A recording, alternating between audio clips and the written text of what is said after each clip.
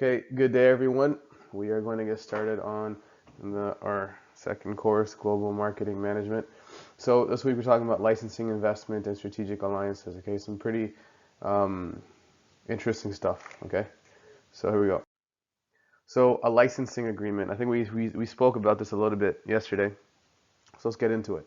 A licensing agreement is a written contract between two parties in which a property owner permits another party to use that property under a specific set of parameters. A licensing agreement or licensee agreement typically involves a licensor and licensee. Okay, so basically what they're saying is it's a contract between two companies, two parties. Doesn't matter if they're organizations, companies, individuals, whoever it is, to use a certain property that company A owns, right, under certain parameters. So they can use the property, but only within a certain guideline. They can't cross that guideline. Okay. Licensing agreements defines the terms under which one party may use property owned by another, like I just said. So it's just the terms. Licensings are the terms that people put together in order for one person to use another person's property. While properties in question can include a myriad of items, it includes real estate holdings and personal possessions. Licensing agreements are more often used for intellectual property, right? So we always see intellectual property licenses go out. We don't usually see a lot of, you don't, majority of things that go out, majority of licenses that go out are for intellectual property. For example, Google, you letting everyone use their Android, right? Letting everyone use their Android platform. So, you have Samsung, you got Huawei, you got whoever, all these guys who use the Android platform, they're licensing it to these other companies. So, such as patents. Licensing agreements are more often used for intellectual property, such as patents, trademarks, and copyrights for written material and visual art. Okay, perfect. So, in addition to detailing all parties involved, licensing agreements specify in granular detail how licensed parties may use properties, including the following parameters. So, these are the type of parameters, the limitations that licensing agreements put you on, right? You got geographical regions where the property may be utilized, the time period that you're allowed to use the property for, and exclusivity or non-exclusivity of a given arrangement, right? So you can give exclusive licensing rights to one company, or you can give non-exclusive, which means you can give the same license to different companies. Scaling terms, such as the new royalty fees will be incurred if the property is reused a certain number of times. For example, a book publisher may enter a licensing agreement with another party to use a piece of artwork on the hardcover editions of a book, but not on the covers of subsequent paperback issuances. The publisher may also be restricted from using artistic image in certain advertising campaigns, right? So there's always, whatever. Realistically, licensing the limitations are really based on what the company who owns the product is willing to give. Okay, so if they're uncomfortable with something, then they're not gonna put that in their licensing agreement, obviously. So an example of a licensing agreement. Um, so they're found in many different industries. Um, License agreement is an agreement, like we said, from copyright holders to a software company along with okay, so an example of licensing agreement is an agreement from copyright holders of software to a company. Like we said before, right? You can license software to different companies, like we said, the Android, right? Example licensing agreement in the restaurant space would be when McDonald's franchisee has a licensing agreement with McDonald's Corporation that lets them use the company's branding and marketing material.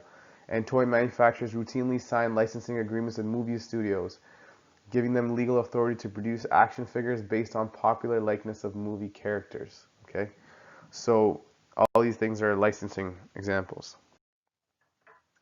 So entering into a licensing agreement. The bargaining power of two parties involved in a licensing agreement often depends on the nature of the product. For example, a movie studio that licenses the likeness of a popular superhero to an action figure manufacturer might have significant bargaining power, right? So you're talking about the bargaining power of two parties involved, right? So there's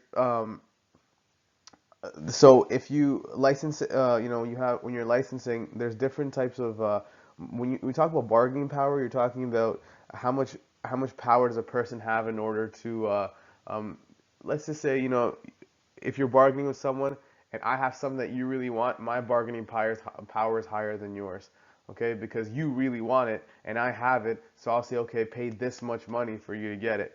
So like in this example, a movie studio that licenses a popular superhero action figure. So let's just say an Iron Man action figure gets licensed to Hasbro toy manufacturers. So they know that Hasbro is going to make a ton of money. So this way, the movie studio has more of the bargaining power because Hasbro knows if they get the licensing agreement from this movie studio, that this toy will sell a lot, and Hasbro will make a lot of money. So they know that, right? The movie studio knows that, so they know they're gonna make so much profit. So the movie studio has to take leverage of the business elsewhere if the manufacturer gets cold feet, right? So there's a lot of upside to the movie studio. They get to keep a lot of them. They can say, hey, you know what? We want this much money instead of 10%. We want 20% because you're going to be selling a lot based off our character. So those entering into a licensing agreement should consult an attorney because there are complexities, blah blah blah. Just like everything in life, guys, if you're going through something this complex, you need lawyers and attorneys. What are some pros and cons of licensing? Okay, pros. Opportunity for passive income. We all love passive income. Creates new business opportunities, right? When you license, you create new business opportunities. You reduce risk for both parties. So if you license your product, it's easier for you to license it to a company overseas or something, as opposed to going there and trying to start your own business there. Easy entry into foreign markets, like we talked about. Self-employment opportunities, right? So you can have people um, who are self-employed who can license your product and sell it on their websites or in their stores and stuff like that. Okay. What are some of the cons? So it increases opportunity for IP theft. So when you're licensing your product out, your intellectual property is at stake, right? You're giving your intellectual property to somebody, right? So your intellectual property is at stake when you're licensing. It's easier for people, especially if you're sending out you're licensing your property, your intellectual property, you're giving it to somebody. It's easier to get stolen, right? In between whatever you guys are doing. Creates dependency on the licensor. So if you're licensing something from someone and your business is running really well and things are going great, you really are in the mercy of your licensor because you have to make sure that that person is giving you the stuff on time and it's always right and stuff like that. Added competition in the marketplace. So a lot of times, the people that you license your product to actually become your competitors. For example, in Google's competing against Samsung, Huawei, HTC, OnePlus, all these guys, they're all using the Android software, right? So if I don't like Google, I'll just go to Samsung. You know what I mean? Or I'll go somewhere else. So those guys kind of become your competition. Damage reputation of both parties, right? So let's just say there's a fallout and the product's not working right and all that stuff. It could harm both companies, right? Both companies can be seen as in the wrong. And then it takes time for royalty payments to arrive. So royalty payments. So basically, if you're selling your product directly to a client, you get paid in maybe when you get it or the next 30 days, whatever. Or in other times, every time a product, if you send your product to a company to sell it as a joint venture or whatever it is, that as soon as that product gets sold and the cash register dings and you swipe the card and all that stuff, you get paid at that time. You get that money. That money is going to be coming in the next within a week or maybe within 30 days, whatever. But when you're doing a licensing, it takes time for royalty payments to arrive because royalties are offered once a quarter. Okay, so you only get paid 4 times a year. So it's a little difficult for people if they're cash strapped to license. So that's just one of the cons. Okay, let's get into foreign investments. Let's talk about foreign investments. What's a foreign investment? So foreign investment involves capital flows from one country to another. So basically, if you're making money in Canada, you take that money and you invest it into the US. Okay, that's basically foreign investment.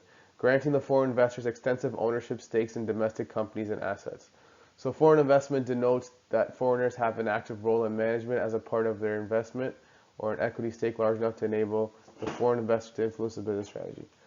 Okay, so foreign investments, you could literally, we have Saudi Arabia who's investing in heavily into companies in North America. They're heavily into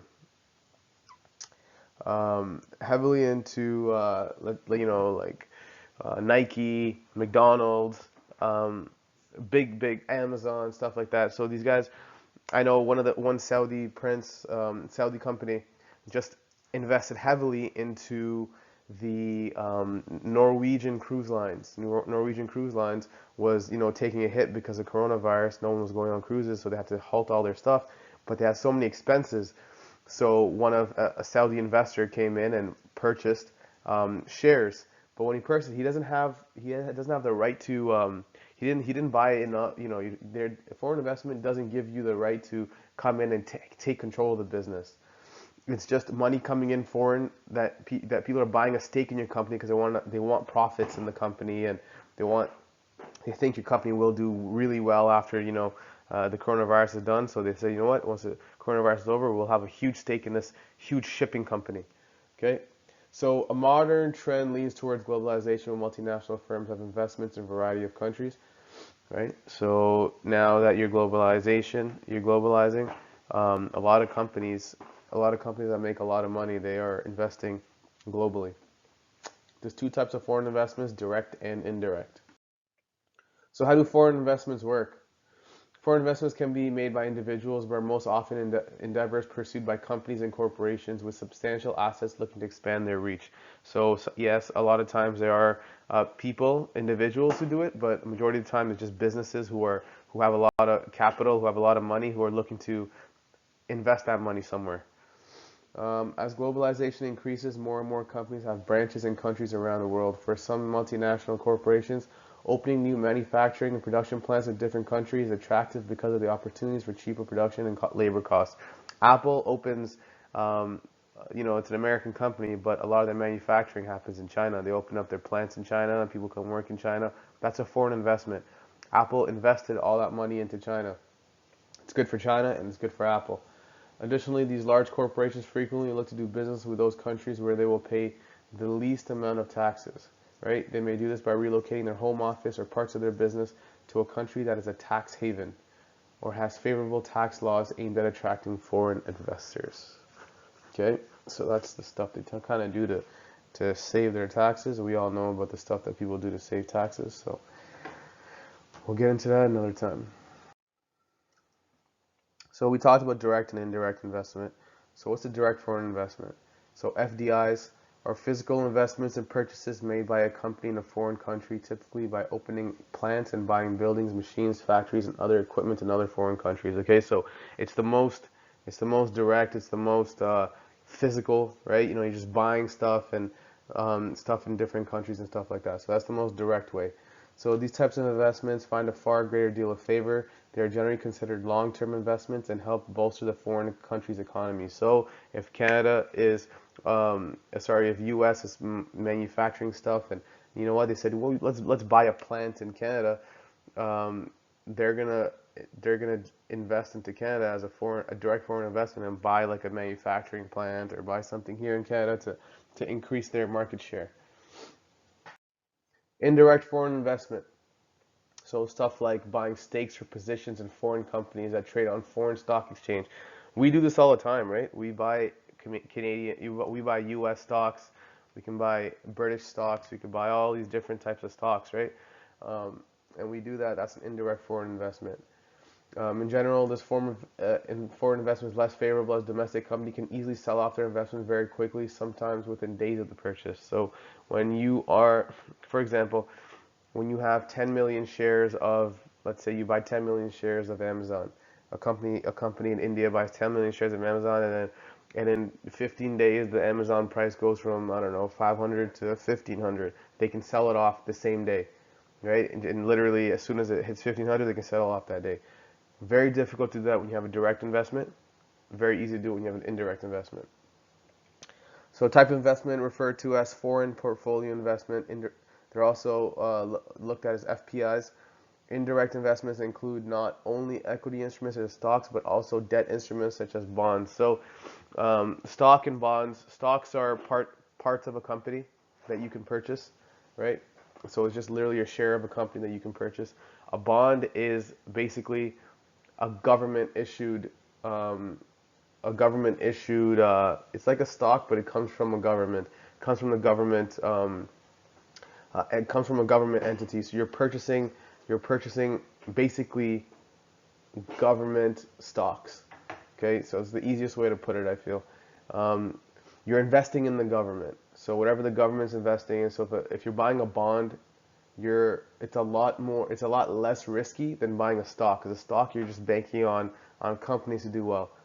But when a bond, you're banking on the government to make sure that everything's running right and stuff like that, and giving you your returns. So you're basically giving your money to the government, and they give you a percentage back. Okay, bonds are they're a lot less risky, and but their return is a lot lower than a stock. Because in a stock, you can make 30%, 50%, 100%, 300%. Depends. In a day or a week or a month or a year. But with a bond, they give you a fixed rate of 5%, 6%, and they pay you that 5%, 6% on your money. So it's safe, it's reliable. You're betting on the government, and you know how the government runs everything. So, and that's the difference between stocks and bonds. Strategic alliance. So what's a strategic alliance? A strategic alliance is an agreement between two or more parties to pursue a set of agreed upon objectives needed while remaining independent organizations. Guys, super easy. Strategic alliance is when two companies come together in order to try and hit an objective or a goal, or they're trying to pursue something and trying to do something, right? That's when the two companies come together and say, you know what, hey, if we come together, we'll be able to do this. So, ways for successful strategic alliance. What should you do in order to have a successful strategic alliance? For example, if you walk into, let's say you walk into a Barnes and Nobles, okay, or here in Canada, what do they call it? Chapters, right? You walk into a bookstore, and then you'll see a coffee shop in the bookstore, like Starbucks, right? So that's a strategic alliance they have, because people love reading books, right? But they also love drinking coffee at the same time, and having a hot drink or some tea while they're drinking and enjoying their book. So they say, why don't we come together and put that all together? And that's how both of them profit, right? They both probably invested in this place. They bought it, and now they have their coffee shop who's making money, and they got their bookstore that's making money, and it works. So what are some ways for a successful strategic alliance? Now, this really works for all of even your personal life, right? Like if you and your friend want to come together and want to start a business, that's a strategic alliance, because two entities are coming together with their own resources in order to start something. Okay, so for us, I started a business in 2019, summer of 2019, where my buddy and two of my buddies, actually, we were bored. We're working two jobs and just whatever. We're bored. We're like, you know what? Let's just start something, just for fun, to see if we can actually make our money back. So what we did was basically a strategic alliance. We came together and we bought a photo booth. Okay, so the photo booth was $12,000, and so we said, okay, fine, let's all put our money together and buy a photo booth. So we all put our money together. We put $4,000 each, and we bought the photo booth. And we started, okay, now we had the photo booth, and we're like, damn, like, what do we do now? We have to start getting some business. And so we were all scrambling to try to find business. And one of my partners, he knew a lot of people, right? So he does know a lot of people, and his people started asking, hey, can we get a photo booth here? Can we get a photo booth here? So he started getting business he started making his money back with the photo booth, right? Through people that he knows, okay? And then my other buddy also leveraged people that he knows, but he leveraged his mom, who works at a tourism company, and people started asking, hey, Do you know any? And whenever they asked her, hey, do you know any photographers or photo booths and stuff for our events, she would refer them to her son, who has a photo booth company. So that's how he got it. So for me, if I'm doing business, I don't like to ask people that I know. I'm in sales. I love building relationships with people and companies that are going to benefit me in the long run, right? So I don't go to people, individuals, and say, hey man, why don't you get our photo booth and stuff? I never do that. When people ask me for my photo booth, hey, can you do a photo booth at our wedding? Like someone that I know, I'll say, I'll do it for free. Don't worry about it. I'm not gonna charge you. It's just a photo booth, right? Um, but what I did was I started calling companies and I started calling municipalities. I live in Ajax, so I called the town of Ajax. I said, hey, listen, guys, I know you guys have this is how I got the contract with town of Ajax. So I picked up the phone and I called town of Ajax, and it was New Year's 2019. And I said, hey, I know you guys have a New Year's party coming up. Do you guys have a photo booth? They said, oh, we used to have photo booths, but we don't have photo booths anymore because they're kind of out of our budget and stuff like that. I said, oh, okay. I'm like, so you guys don't have a photo booth right now? I'm like, no, we don't have a photo booth. I'm like, well, how much, they're like, we're really tight on our budget. We don't have a lot of money left. I was like, well, how much money do you have left? And she's like, well, we have $500. I was like, if you are willing to give me that $500, I'm willing to do your New Year's event for as long as you want, for 3 hours, 5 hours, whatever it is, for that 500. And she's like, you know what? Let me run this by our team, and I really like the idea. Let me get back to you. So she calls me back a day later, says, can you please do the photo booth? I'm like, 100%. So that's how I got in with Town of Ajax. And Town of Ajax, single-handedly, they had so many events. They single-handedly paid off my portion of the photo booth. I've made so much profit off Town of Ajax. It's stupid. They literally paid off my photo booth. And the only reason I bought that photo booth was to try and just make some money. I just wanted to see if I could start a business by myself and make money on that business. Obviously, because of Corona, we don't do it anymore. And to be honest, I don't even like doing the photo booth. I only did it just like I said, so I can get some sort of knowledge and see if I can actually do it. But basically what happened was after getting Town of Ajax out, the entire year I was just getting business and business and business in 2019, right? Sorry, it was winter of 2018 when I bought it. So all of 2019 they just kept feeding me events, and they kept making me money. And on top of that, I started calling my gym, like Lifetime Gym. They had events, they took me. My college that I went to, Durham, the university I went to, UOIT and Durham College, I called them and I said, hey guys, I have a photo booth business and I know you guys have events coming up. Let me work that event. They paid me. I kept doing them. So literally, my $4,000 investment turned into I made $12,000 in 1 year just off a stupid photo booth, like easily. Just so I can feel like I know I started a business and I did it.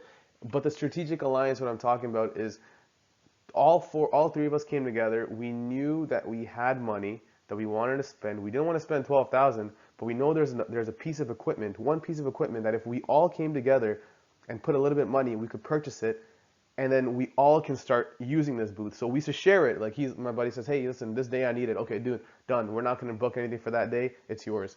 So we're first come, first serve. So if someone says, hey, we book a date, then we book the date, and that's how we did it. So so ways for successful strategic alliances: you identify the need. What's the need? Oh, the need's to make some money. Evaluate the partners. Oh, evaluate the partners. Okay, who are my partners? Oh, my two guys. Okay, cool. You're cool guys. Let's work with them.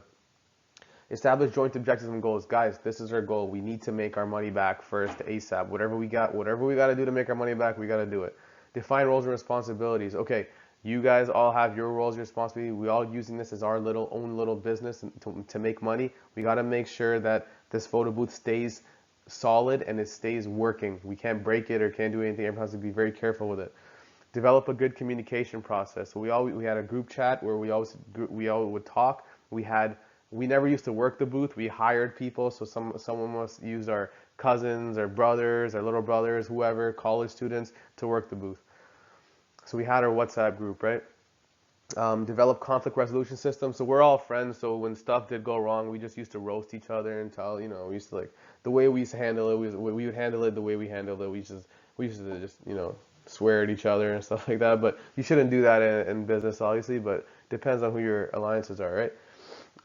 Build on trust. We all trust each other. We're all brothers, so we don't give. We know we always trust each other. Demonstrate commitment. We were committed to make our money. Every single one of us made our money back before Corona, so we're all happy about that. We made more than what we invested on in the company, so that was awesome. Be patient. It was tough in the beginning. All of us obviously were trying to get everything together, trying to learn the photo booth was the hardest part, trying to make sure that everything was working and all that stuff was the hardest part, but we figured it out. And then formalize with agreement. We didn't do that. We didn't have an agreement or anything because we were all boys. We all know each other. But of course, in a business, you have to formalize your agreement. Okay, you have to have a formal contract. Virtual corporation. Okay, let's get into virtual corporation. So basically, virtual corporation is collaboration activities of today's business world have led to environments where multiple firms can come together to meet customer demands, forming temporary partnerships known as virtual corporations.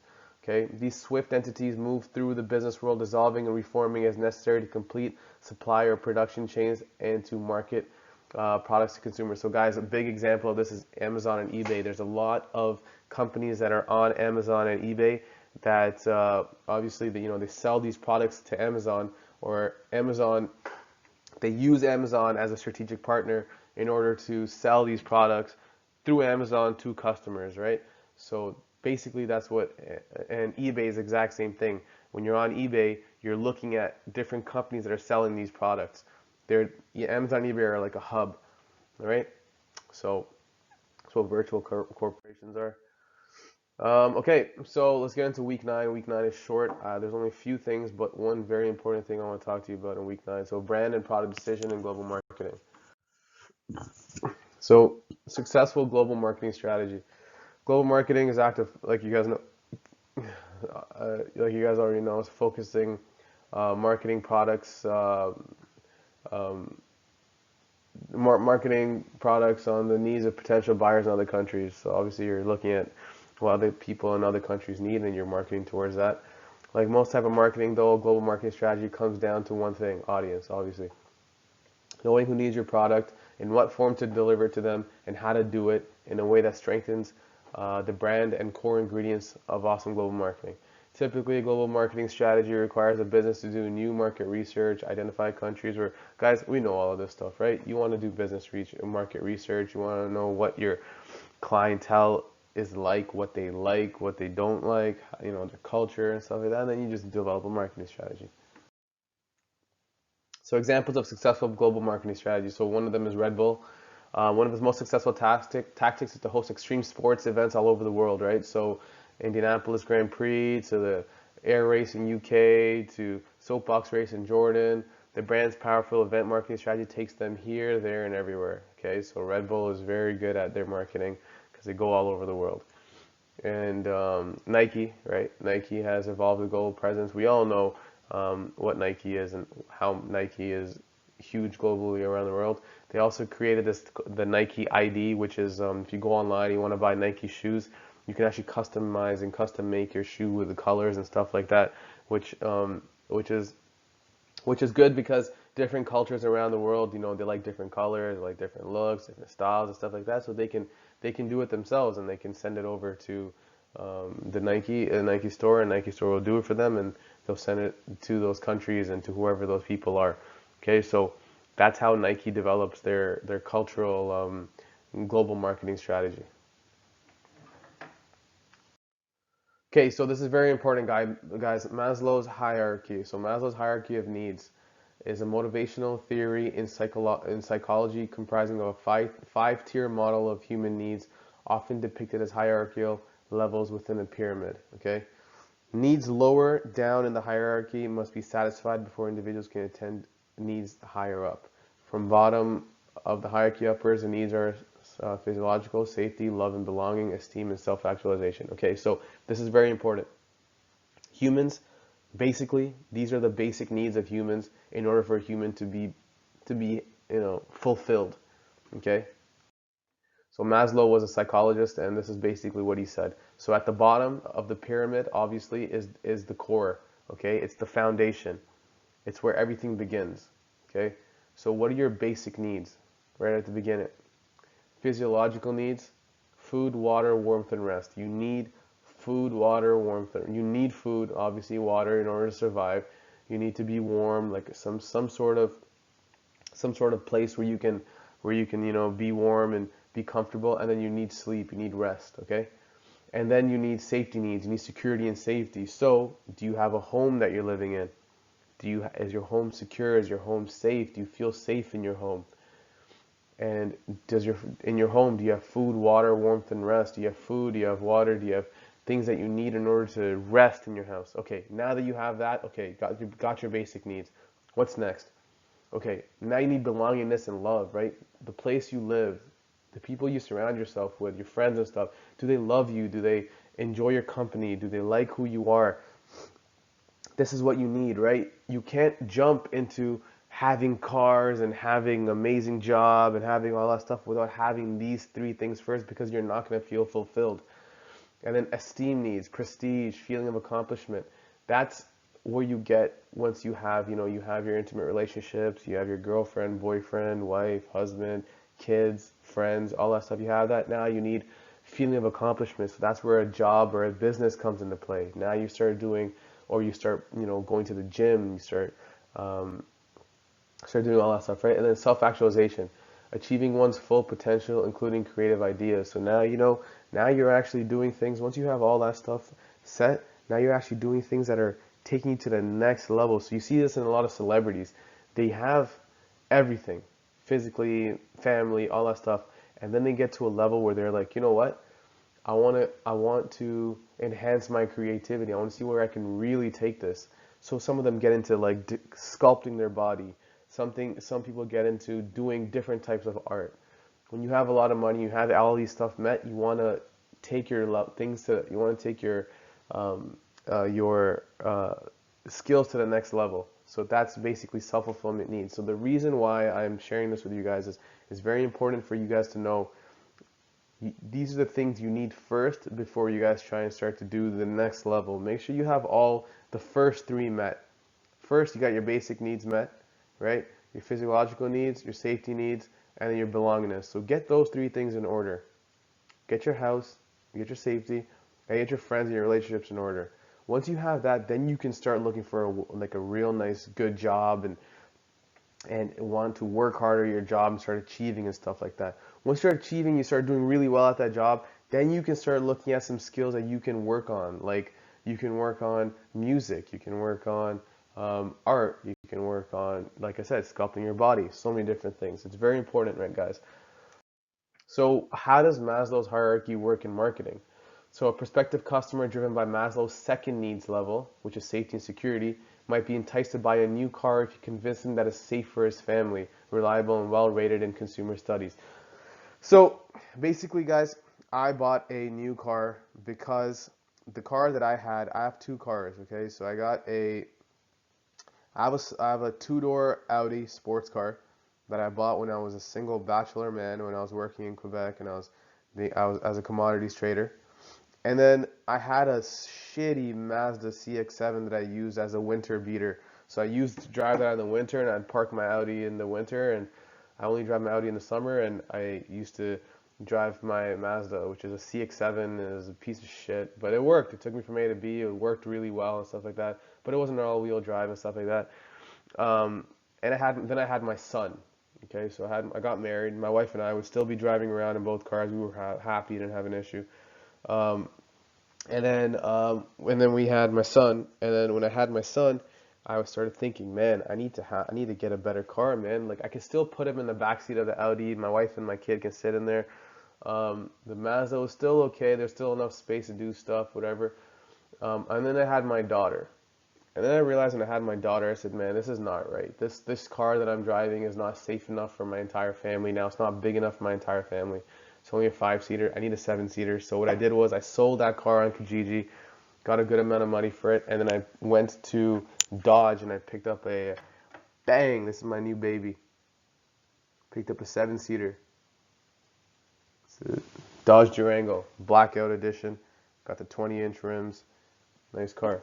So I parked the Audi now. The Audi's sitting in the driveway, in the garage, and I got this sweet baby for my wife and kids. And the reason why I bought this is because, Maslow's second level, right, which is safety and security. I wanted my kids, and this car is not cheap. I bought it. It's a $35,000 car, and $35,000. That's how much my university was, right? So now I'm, paying off this car, and I'm only doing it because of my family. I needed it. I needed to make sure my family was always okay. Now, someone driven by the need for self-esteem in needs level 4 is looking for recognition and validation. So you might tailor your marketing to convince her that or him that acquiring and implementing your accounting methods. So when I was a bachelor and I was working in Quebec and I was doing all these cool things and making a ton of money and all that stuff, I was I wanted a nice car. I wanted a car that would it would look good and I could drive around and it was impressive and stuff like that. So that's when I went out and bought a two-door Audi A5, and I don't know if I have a picture of it. Let me see. I'll show you guys a picture of my A5.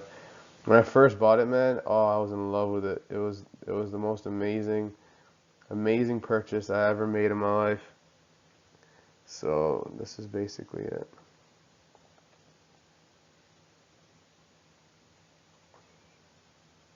So this is my A5.